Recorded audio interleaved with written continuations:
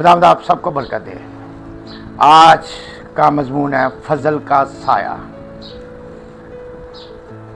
मत्ती की इंजील उसके पहले बाब की 22वीं आयत यूँ लिखा है, ये सब कुछ इसलिए हुआ कि जो खुदावंद ने नबी की मार्फत फरमाया था वो पूरा हुआ।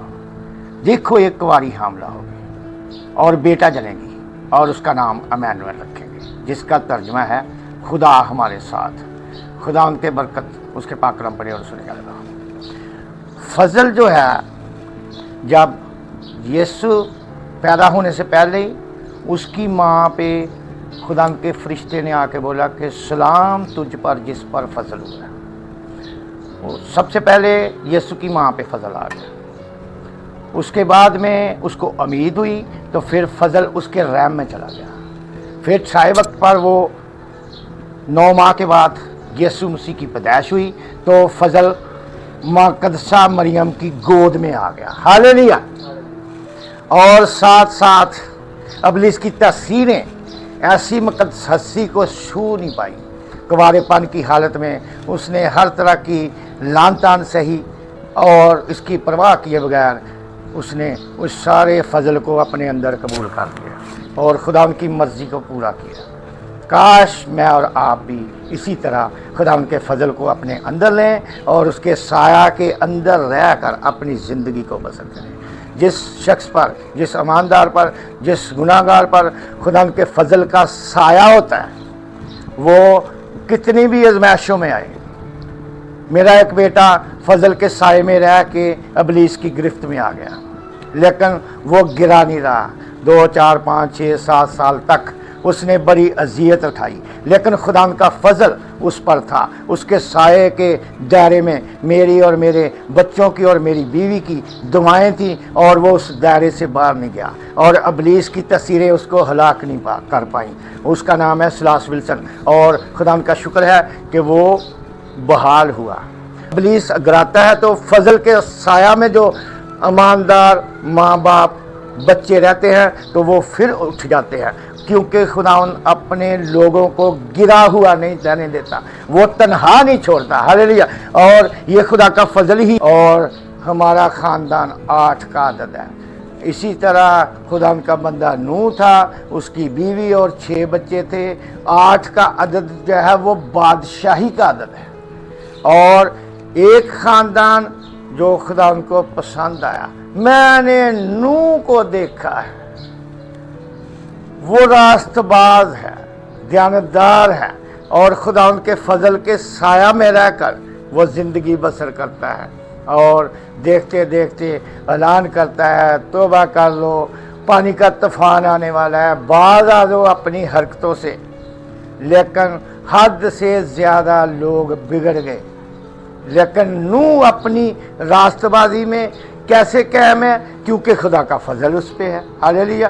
और फजल के साया के दायरे में रहकर वो अपनी और अपनी बीवी और दोनों मियाँ बीवी अपने बच्चों की परवरिश कर रहे हैं और उनके बच्चे भी उनकी ताबेदारी में हैं। जो ईमानदार फजल के साया में रहते हैं उनकी औलाद भी उनकी ताबेदारी में रहती है और फिर साया दायरा उनके अंदर, उसके दायरा उनकी चगिर्द बना रहता है। इसी तरह हम देखते हैं एक और हवाला लूका की इंजील, जैसे यीशु मसीह बढ़ता गया माँ की गोद में फजल भी बढ़ता गया जैसे जैसे। और फिर इसका बाप जो था उसकी ताबेदारी भी यीशु ने की और फरमाबरदारी की फजल के तहत।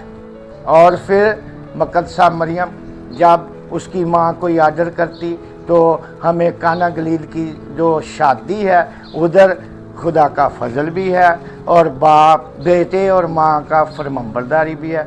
और फिर वहाँ उसने बोला कि बेटा इनकी मैं ख़त्म हो गई है, तो उसने कहा कि आए औरत अभी मेरा वक्त नहीं आया। जब वक्त पूरा हो जाता है तो फिर फजल नुमाया होता है। लेकिन यीशु मसीह अपने बाप की ताबेदारी में रहा और फजल का साया उसके चारों तरफ पूरे वर्ल्ड के लपेट में था। और यीशु मसीह इधर है तो बहुत दूर तक, मिसाल के तौर पे जब अमेरिकन या दूसरे ममालिक के सदर आते हैं तो 50-50 किलोमीटर की रेंज उनको फायर नहीं कर सकती। हर तरह का ग्रेनेड वो जाम कर देते हैं। लेकिन यीशु मसीह तो खुद खालिक और मालिक है। हम गाते हैं खुद खालिक बन इंसान आ गया चरनी लाले डेरे।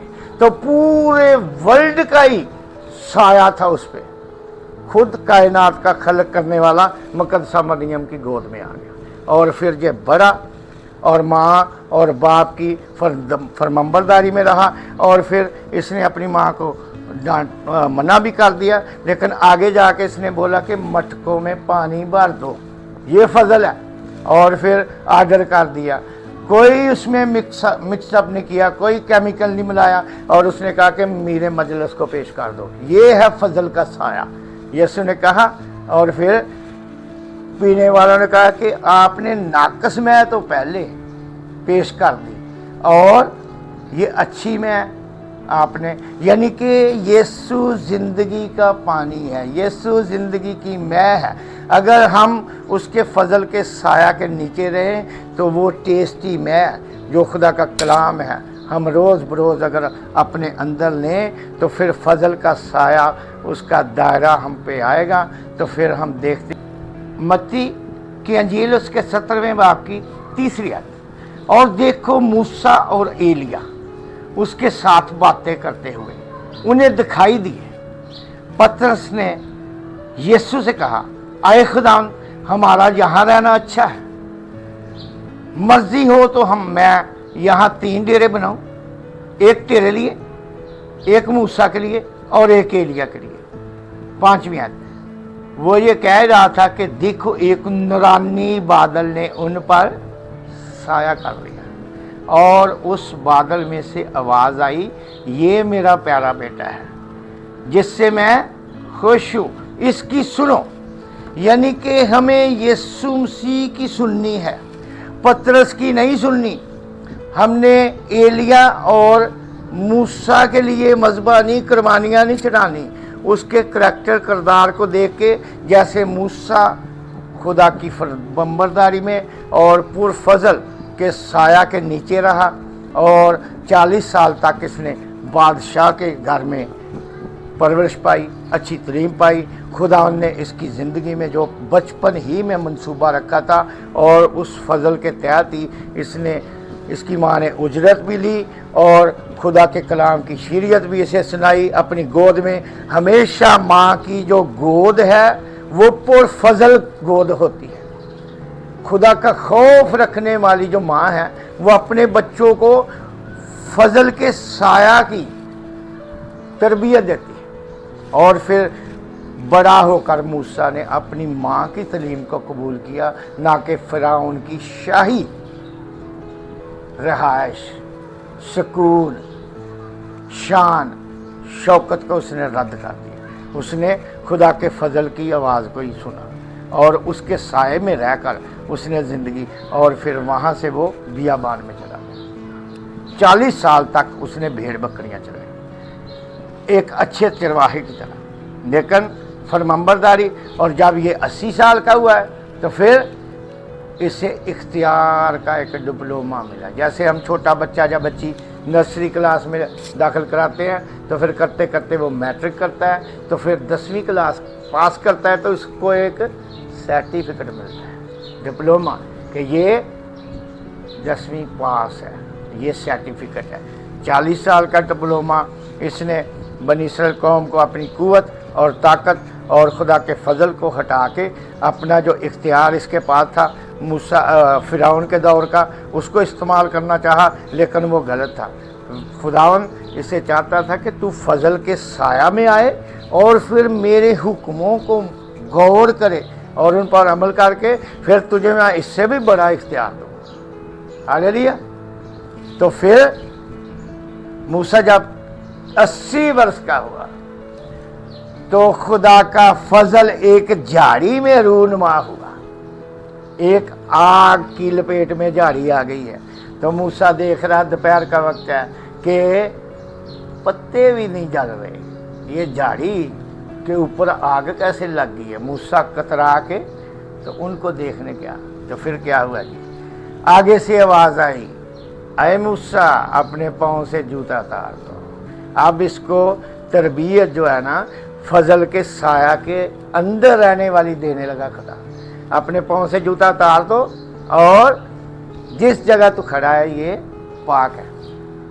हमें अपनी रविशों को और अपने ख्यालों के ऊपर जो हमारी जो ख्याल हैं या ऐसे ज़हन को मुंतशर करने वाली इब्लीस की तस्वीरें हमें वर्गला लेती हैं, उनको खुदा के फजल से, रूह कुदस की कुव्वत से उनको डांटना है और फिर हम खुदा के फजल के साया में आ जाएंगे। तो फिर मूसा के पास उसने बोला कि ये क्या है? उसने कहा कि ये एक कौम है जो इतने सालों से तकरीबन 400 सालों से पिस रही है। इसको तू जा और मेरी कुव्वत और मेरा फजल और मेरा फजल का साया तेरे साथ होगा और तू इस कौम को निकाल के ला। और ये तेरे हाथ में क्या है? ये लाठी है, इसको नीचे फेंक दे। ये प्रैक्टिकल तौर पे खुदा उसे इख्तियार दिखा रहा है कि मैं तुझे आज से इख्तियार दूंगा। और उसने फेंकी तो वो सांप बन गई और फिर उसने डर गया तो मूसा को बोला कि इसको पकड़ ले। पकड़ी तो वो फिर लाठी बन गई। तो फिर उसने बोला अब अपना हाथ बढ़ा, तो वो कोर से भर गया, अपने सीने पर रख ले, तो फिर बाहर निकाल तो वो साफ, यानी कि पुर फजल मूसा हो गया। लेकिन 40 साल का जो मूसा था वो पुर फजल नहीं था। अभी इसको भेड़ बकरियों की भी समझ आ गई है, इनको भूख कितनी लगेगी, इनको सफ़र कितना कराना है और हद से ज़्यादा इनको सफ़र नहीं कराना, तो फिर हर तरह से उनकी गर्मी से भी बचाना है। यानी कि अच्छा चरवाहा जो बन गया। और फिर एक कौम का रहनुमा लीडर इसे खुदा ने बनाना था, अपने फजल के साया के अंदर रख के। खुदा ने इस पाक कलाम के सबब से आप सब पर बरकत दे। आमीन। दुआ करें। बारोबार के खालिक व मालिक, हम तेरा शुक्र करते हैं आज की सारी बरकत के लिए, और हमें रोज़ बरोज़ अपने पुरफजल साया के दायरे में रह कर जीना सिखा। और हम तब ही उस दायरे में रह सकते हैं जब तेरे पाक कलाम की सच्चाइयों पर अमल करेंगे, उन पर गौर करेंगे, तब ही हमें कामयाबी की राह नसीब होगी। सुनने वालों पर खुदा तेरी आसमान की बरकतें और नजात के दरवाज़े मुकम्मल तौर से खुल जाएं। बीमार जो सुने और खुदा उन पर तेरा फजल हो जाए, और खुदा वो तेरे फजल के तहत ही रूह कुदस की कुव्वत और कुदरत से सेहतयाब हो जाएं, क्योंकि तेरा पाक कलाम हर एक दोधारी तलवार से ज़्यादा तेज़ और मौसर, जो बंद और गुद्दे में से गुजर जाता और दिल के ख्यालों और इरादों को जांच लेता है। यीशु मसीह के नाम से ये दुआ सुनो कबूल कर, आमीन।